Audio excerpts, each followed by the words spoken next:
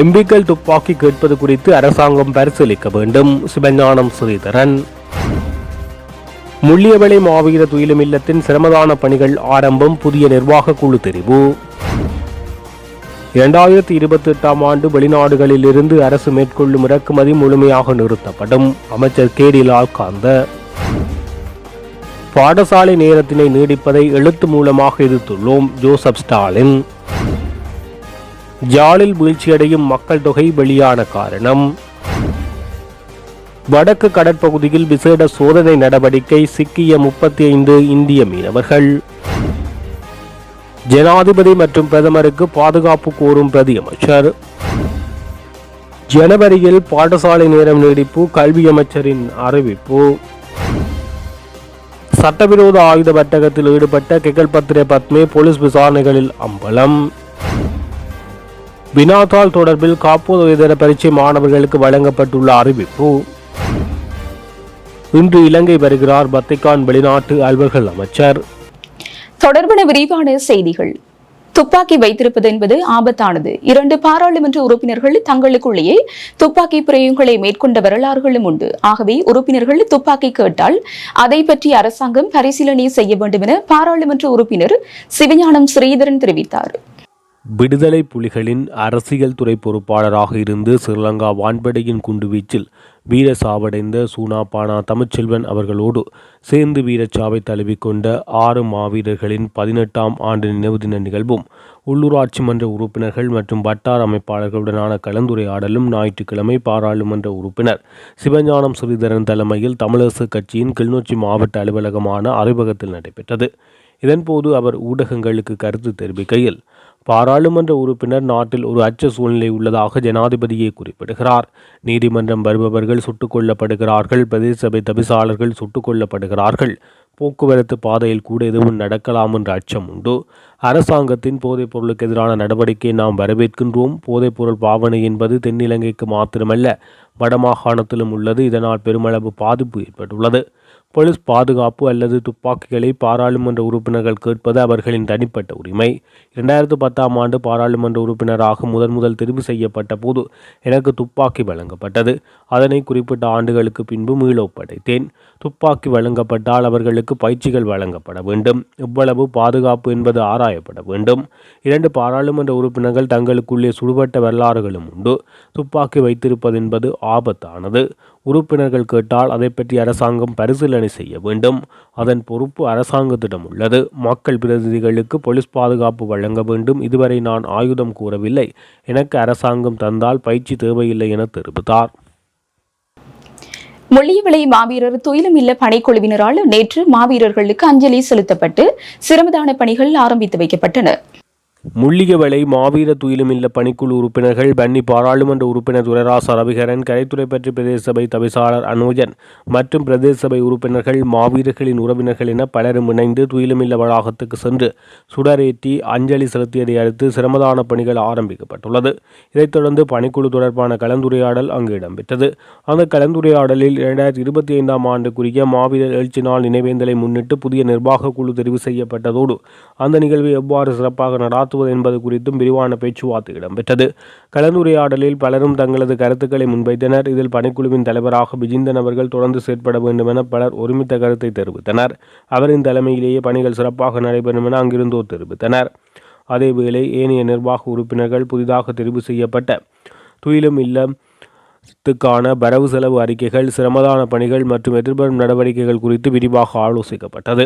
மேலும் வரும் புதன்கிழமை காலை 8 மணிக்கு துயிலுமில்ல துப்புரவு பணி மேற்கொள்ளப்பட உள்ளதாகவும் அதற்கான ஒத்துழைப்பை அனைவரும் வழங்குமாறும் பணிக்குழு கேட்டுக்கொண்டுள்ளது. முள்ளியவளை மாவீரர் துயிலும் இல்லத்தடியில் இன்று ஒரு ஆரம்ப கட்ட சிரமதான பணியும் புதிய நிர்வாக தெரிவும் நடைபெற்றது.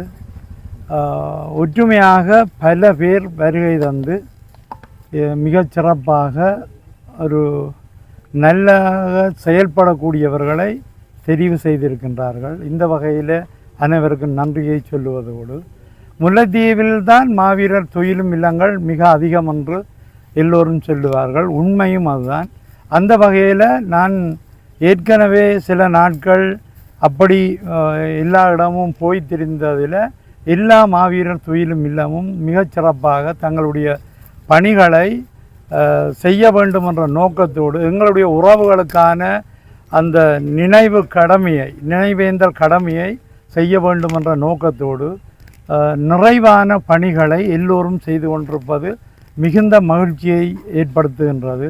இந்த வகையில் மாவீரர்களுடைய கனவுகள் நிறைவேற வேண்டும் என்ற நோக்கத்தோடு ஈடுபடும் எம்முடைய மக்கள் அனைவருக்கும் நன்றி கூறி நான் விடைபெறுகின்றேன். நாங்கள் இன்று முள்ளியவளை மாவீர துயிலும் இல்லத்தினுடைய 2025 ஆண்டு நிகழ்வுக்கான புதிய நிர்வாகத்தினையும் சிரமாதன பணியையும் ஆரம்பிச்சிருக்கின்றோம்.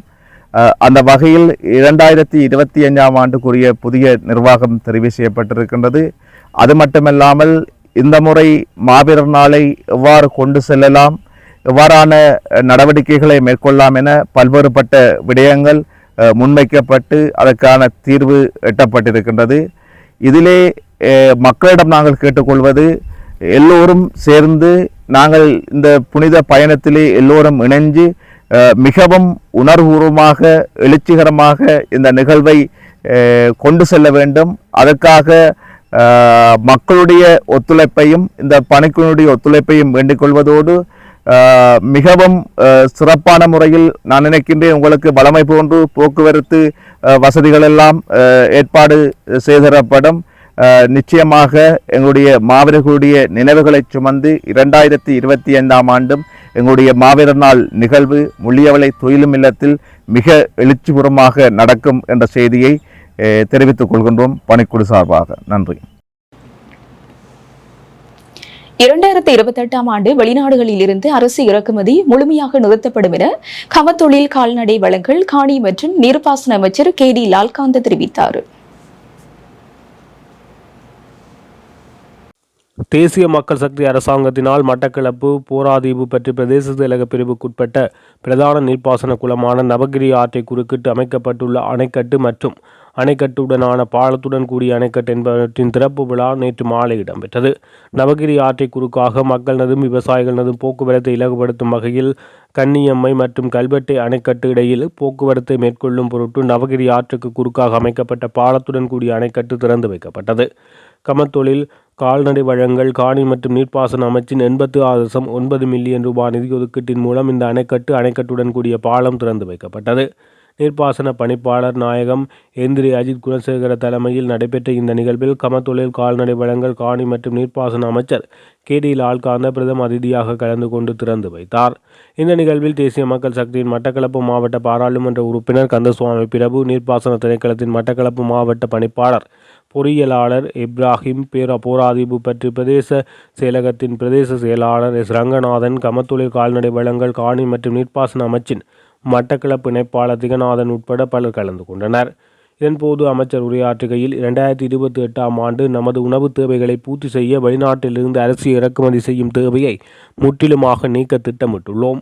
இறக்குமதியினால் அதிகளவான பணத்தினை செலவிடுகின்றோம். இந்த நிலைமையினை மாற்றி எமது பகுதியில் உற்பத்திகளை அதிகரித்து இறக்குமதியை தடுப்பதற்கான வேலை திட்டங்களை நாங்கள் முன்னெடுத்துள்ளோம். விவசாயத்துறையின் வழிகாட்டுதலுடன் நாட்டுக்கு தேவையானவற்றை பயிரிடவும் தேவைக்கேற்ப அதிகாரிகளுடன் இணைந்து பணியாற்றவும் கடுமையாக உழைக்குமாறு கேட்டுக்கொள்கிறோம்.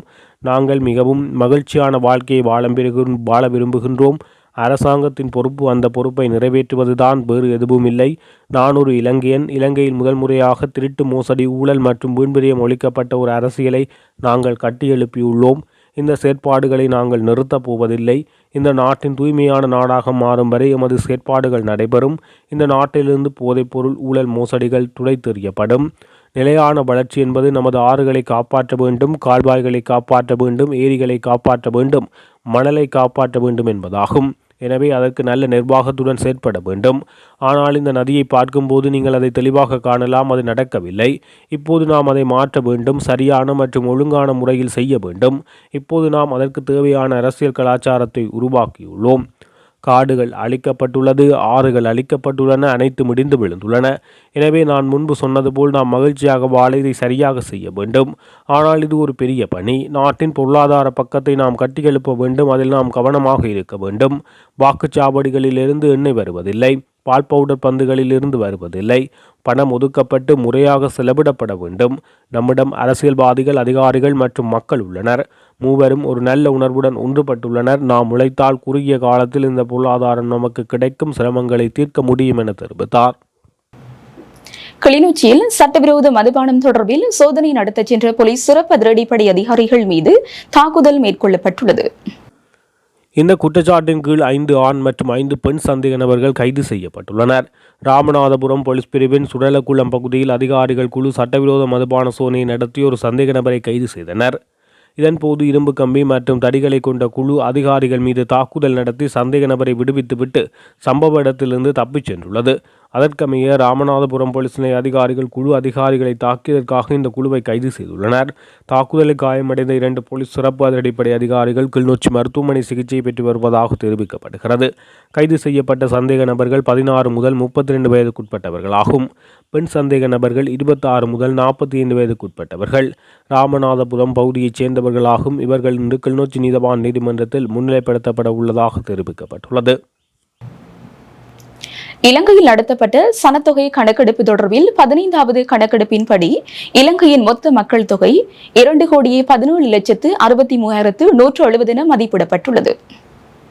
2012ஆம் ஆண்டின் சனத்தொகை மற்றும் வீட்டு வசதி கணக்கெடுப்பில் பதிவான மொத்த மக்கள் தொகையை விட இந்த முறை மக்கள் தொகை 14,03,731க்கு அதிகமாக பதிவாகியுள்ளது. எனினும் யாழ்ப்பாணத்தில் உள்ள மக்கள் தொகை வீழ்ச்சியை பதிவு செய்துள்ளது. 2012ஆம் ஆண்டில் அதாவது 98.9% இருந்த இலங்கை தமிழர்கள் 2024ஆம் ஆண்டில் 98.6% குறைந்துள்ளது. ஆனால் யாழில் உள்ள சிங்களவர்களை எடுத்துக்கொண்டால் யாழ்ப்பாணத்தில் 2012ஆம் ஆண்டு 0.4% இருந்த சிங்கள மக்கள் தொகை 2024ஆம் ஆண்டில் 0.6% அதிகரித்துள்ளது. இதேவேளை குறிப்பாக கொழும்பில் இலங்கை தமிழர்கள் 0.2% அதிகரித்துள்ளனர். இந்த நிலையில் இந்த சனத்தொகை மாற்றத்துக்கு முக்கிய காரணமாக இடப்பெயர்வு மாற்றங்கள் தான் என தெரிவிக்கப்பட்டுள்ளது. வடபகுதி கடற்பகுதியில் நேற்றிரவு முதல் இன்று காலை வரை 35 பேர் கைது செய்யப்பட்டுள்ளதாக கடற்படையினர் தெரிவித்துள்ளனர். இந்திய கடற்தொழிலாளர்கள் சட்டவிரோத கடற்தொழிலில் ஈடுபட்டவர்கள் மற்றும் இந்தியாவுக்கும் இலங்கைக்கும் இடையில் சட்டவிரோத பயணங்களை மேற்கொண்டவர்கள் இதில் அடங்குவதாக கடற்படை தெரிவித்துள்ளது. எனினும் இதில் எத்தனை பேர் இந்திய கடற்தொழிலாளர்கள் என்ற தகவல் இன்னும் வெளியாகவில்லை. அதே நேரம் இந்தியாவிலிருந்து மன்னாருக்கு சட்டவிரோத படகில் வந்தபோது இலங்கை கடற்படையால் கைது செய்யப்பட்டதாக இந்திய ஊடகங்களால் கூறப்பட்ட மன்னார் வர்த்தகர் ஒருவர் இந்த 35 பேரில் உள்ளடங்குகிறாரா என்ற தகவலையும் ஆராய்வதாக இலங்கை கடற்படை தெரிவித்துள்ளது. இலங்கையின் ஜனாதிபதி, பிரதமர் மற்றும் அரசாங்கத்தில் உள்ள பலருக்கு பாதுகாப்பு தேவை என்று பிரதியமைச்சர் நளின் கேவகே தெரிவித்துள்ளார். பாதாள உலக மற்றும் சர்வதேச போதைப்பொருள் கடத்தல்காரர்களை அவர்கள் கையாள்வதால் இந்த பாதுகாப்பு தேவைப்படுவதாக அவர் சுட்டிக்காட்டியுள்ளார். எனினும் அவர்கள் மக்களுடன் இருக்கும் வரை மக்களே அவர்களின் பாதுகாவலர்களாக இருப்பார்கள் என பிரதியமைச்சர் குறிப்பிட்டுள்ளார். அத்துடன் எதிர்க்கட்சி ஒரு பாதாள உலக குழுவுக்கு உதவினால் மற்றொரு பாதாள உலக குழு அவர்களை எதிர்க்கும் என்பதில் சிக்கல்கள் இருப்பதாக அவர் தெரிவித்துள்ளார். எது எவ்வாறாயினும் பாதாள உலகத்துடன் தொடர்பு கொண்டவுடன் அதிலிருந்து தப்பிக்க முடியாது என்றும் அதிலிருந்து வெளியேற முற்பட்டால் சுட்டுக் கொல்லப்படுவார்கள் என அமைச்சர் சுட்டிக்காட்டியுள்ளார். இதேவேளை தான் ஒருபோதும் பாதாள உலகத்துடன் இருந்ததில்லை என்றும் அதனாலேயே தனக்கு பெரிய பாதுகாப்பு பிரச்சினை இல்லை என நளின் கேவகே தெரிவித்துள்ளார். பாடசாலை நேரத்தை பிற்பகல் 2 மணி வரை நீடிப்பதால் எவ்வித பிரச்சனையும் தோன்றவில்லை என பிரதமர் ஹரிணி அமரசூரிய தெரிவித்துள்ளார். மட்டக்களப்பில் நடந்த நிகழ்வு ஒன்றில் அவர் இவ்வாறு தெரிவித்தார். பாடசாலைகளில் மாணவர்கள் எதிர்நோக்கும் பிரச்சினைகளை நாம் இயன்றவரை கருத்தில் கொண்டுள்ளோம். தற்போதைய கல்வி முறைமையை மாற்றியமைக்க வேண்டும். அந்த வகையில் நடைமுறைப்படுத்த உள்ள புதிய கல்வி சீர்திருத்தத்தை நடைமுறைப்படுத்துவதற்கு அனைவரும் ஒத்துழைப்பு வழங்க வேண்டும். பிற்பகல் 2 மணி வரை பாடசாலை நடவடிக்கைகளை முன்னெடுக்குமாறு தெரிவிக்கப்பட்ட நிலையில் அதற்கு சாதகமான பதில்களை அதிகமாக கிடைத்துள்ளது என பிரதமர் தெரிவித்துள்ளார். இதேவேளை தற்போது பிற்பகல் 1:30 மணி வரைக்கும் பாடசாலை நேரம் இருக்கும். இந்த சீர்திருத்தத்தின் கீழ் காலை 7:30 மணி முதல் பிற்பகல் 2 மணி வரை 30 நிமிடங்கள் அதிகரிக்கப்பட்டு நீடிக்கப்பட உள்ளது. தேசிய கல்வி நிர்வாகத்தின் பரிந்துரையின் அடிப்படையில் இந்த முடிவு எடுக்கப்பட்டதாக கல்வி அமைச்சின் செயலாளர் நாளக கழுவேவு குறிப்பிட்டார். தாங்கள் இதில் நிபுணர்கள் அல்ல என்றும் இந்த கல்வி சீர்திருத்தங்களை தேசிய கல்வி நிர்வாகம் மட்டுமே வடிவமைப்பதாக நாளக கழுவேவு தெரிவித்தார். கெஹல்பத்ர பத்மே சட்டவிரோத ஆயுத வர்த்தகத்தில் ஈடுபட்டுள்ளதாக மேல் மாகாண வடக்கு குற்றப்பிரிவு உறுதிப்படுத்தியுள்ளது. அத்துடன் அவருடைய கருப்பு பணம் நாட்டின் பிரபல நடிகைகள் மூலம் வெள்ளையாக்கப்பட்டுள்ளதா என்பது குறித்து தொடர்ச்சியாக விசாரணைகள் முன்னெடுக்கப்பட்டு வருவதாக தெரிவிக்கப்பட்டுள்ளது. ஒழுங்கமைக்கப்பட்ட குற்றவாளியான கைகல்பத்திர பத்மி ஆயுத கடத்தலில் ஈடுபட்டுள்ளதாக மேல் மாகாண வடக்கு குற்றப்பிரிவுக்கு தகவல் கிடைத்ததைத் தொடர்ந்து அதன் பணிப்பாளர் உதவி போலீஸ் அத்தியட்சர் ரொஹான் ஒழுகலவின் நேரடி மேற்பார்வையிலும் தலைமை போலீஸ் பரிசோதகர் லிண்டன் சில்வாவின் வழிகாட்டுதலிலும் விரிவான விசாரணைகள் முன்னெடுக்கப்பட்டு வருகிறது. அதன் அடிப்படையில் மினுவாங்குடை பகுதியைச் சேர்ந்த வர்த்தகர் ஒருவர் நேற்று முன்தினம் காலையில் ஒரு கைத்துப்பாக்கி மற்றும் 13 தோட்டாக்களுடன் கைது செய்யப்பட்டார். அவரிடம் நடத்தப்பட்ட விசாரணையில் அவர் கைகல்பத்திர பத்மியுடன் நெருங்கிய தொடர்பை பேணி வந்துள்ளமை உறுதிப்படுத்தப்பட்டுள்ளது. சந்தேக நபரான வர்த்தகர் போலீசாரிடம் கினட்டியனம் மகேஷ் என்ற குற்றவாளியால் தனக்கு மிரட்டல்கள் மற்றும் கொலை அச்சுறுத்தல் இருந்ததாகவும் கடந்த ஆண்டு அவர் தன்னை கொலை செய்ய முயன்றதாக தெரிவித்தார். இதன் காரணமாக பாதுகாப்புக்காக கைகல்பத்திர பத்மியிடமிருந்து முதலில் 5 லட்சம் கூறப்பட்ட 13 தோட்டாக்கள் அடங்கிய கைத்துப்பாக்கியை தாம் 3.5 லட்சம் ரூபாய்க்கு கொள்வனவு செய்ததாக வாக்குமூலம் அளித்துள்ளார். இந்த நிலையில் குறித்த சந்தேக நபர் 48 மணி நேரம் விளக்கமறியலில் வைப்பதற்கு போலீசார் நடவடிக்கைகளை முன்னெடுத்துள்ளனர். இதனிடையே கைகல்பத்திர பத்மியுடன் துபாயில் புகைப்படம் எடுத்துக் கொண்ட 6 பிரபல நடிகைகளில் 5 பேரிடம் குற்றப்புலனாய்வு திணைக்களம் வாக்குமூலங்களை பதிவு செய்துள்ளது. கைகல்பத்திர பத்மி அந்த நடிகைகளுக்கு பணம் வழங்கினாரா என்பது குறித்து விசாரணை நடைபெறுவதாகவும் அந்த நடிகைகள் பத்மேவின் கருப்பு பணத்தை வெள்ளியாக்கினார்களா என்பது தொடர்பாகவும் விரிவான விசாரணைகள் நடைபெறுவதாக சிரேஷ்ட போலீஸ் அதிகாரி தெரிவித்துள்ளார். அந்த பணம் குறித்து நடிகைகளால் பல்வேறு முதலீடுகளுக்கு பயன்படுத்தப்பட்டதா என்பது தொடர்பாக விசாரணைகள் இடம்பெற்று வருவதாக தெரிவிக்கப்பட்டுள்ளது. வினாத்தாள்களில் எந்த மாற்றமும் இல்லை, கடந்த வருடத்தை போலவே இருக்கும் என காப்பது உயர்தர பரீட்சைக்கு தோற்றவுள்ள மாணவர்களுக்கு பரீட்சைகள் ஆணையாளர் நாயகம் AKS இந்திகா குமாரி லேனகி அறிவித்துள்ளார். எதிர்வரும் காப்போது உயர்தர பரீட்சை தொடர்பில் வெளியிட்டுள்ள அறிவிப்பில் அவர் இந்த விடயத்தை தெரிவித்துள்ளார். அவர் மேலும் தெரிவிக்கையில், காப்போது உயர்தர பரீட்சை எதிர்வரும் நவம்பர் மாதம் 10ஆம் தேதி முதல் டிசம்பர் மாதம் 5ஆம் தேதி வரை இடம்பெற உள்ளது. நாடு முழுவதும் உள்ள 2362 பரீட்சை நிலையங்கள் உயர்தர பரீட்சை நடத்துவதற்கான அனைத்து ஏற்பாடுகளும் தற்போது தயார் செய்யப்பட்டுள்ளது. இம்முறை பரீட்சைக்காக பாடசாலை விண்ணப்பதாரர்கள் 246,521 பேரும், தனிப்பட்ட விண்ணப்பதாரர்கள் 94,004 பேரும், மொத்தமாக 340,525 விண்ணப்பதாரர்கள் தோற்றவுள்ளனர்.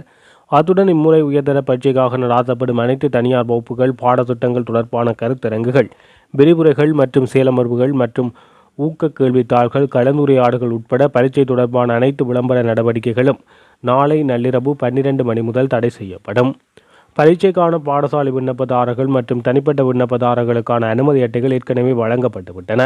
அனுமதி அட்டை கிடைக்கப்பெறாதவர்கள் இன்று முதல் இலங்கை பரீட்சை திணைக்களத்தின் உத்தியோகபூர்வ இணையதளத்துக்கு சென்று பெற்றுக்கொள்ள முடியும். இந்த சந்தர்ப்பத்தில் பிள்ளைகள் பாடத்திட்டத்தை முடித்து பரீட்சைக்கு தயாராகி கொண்டிருக்கிறார்கள். எனவே மிகவும் நல்ல மனநிலையுடன் பரீட்சைக்கு தயாராகுமாறு நான் கேட்டுக்கொள்கிறேன். வினாத்தாள்களில் எந்த மாற்றமும் இல்லை, கடந்த வருடத்தைப் போலவே இருக்கும். எனவே பிள்ளைகள் உங்களுக்கு வழங்கப்பட்டுள்ள கால அட்டவணைக்கு அமைய பரீட்சைக்கு நன்கு தயாராகி நல்ல மனநிலையுடன் அமைதியாக உங்களுக்கு கிடைக்கும் வினாத்தாளை உரிய நேரத்துக்குள் நன்றாக வாசித்து பதில்களை ஒழுங்கமைத்துக் கொண்டு பதிலளிக்குமாறு கேட்டுக்கொள்கிறேன்.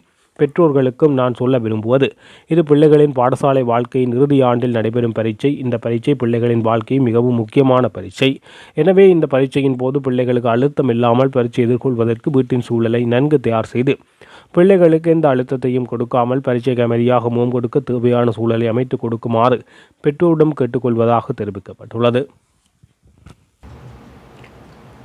பாடசாலை நேரத்தை பிற்பகல் 2 மணி வரை நீடிக்கும் அரசாங்கத்தின் தீர்மானம் தொடர்பில் தங்களது அனைத்து தொழிற்சங்கங்களும் இணைந்து கையெழுத்திட்டு கல்வி அமைச்சுக்கு எழுத்து மூலம் தெளிவாக அறிவித்துள்ளதாக இலங்கை ஆசிரியர் சங்கத்தின் பிரதம செயலாளர் ஜோசப் ஸ்டாலின் தெரிவித்தார்.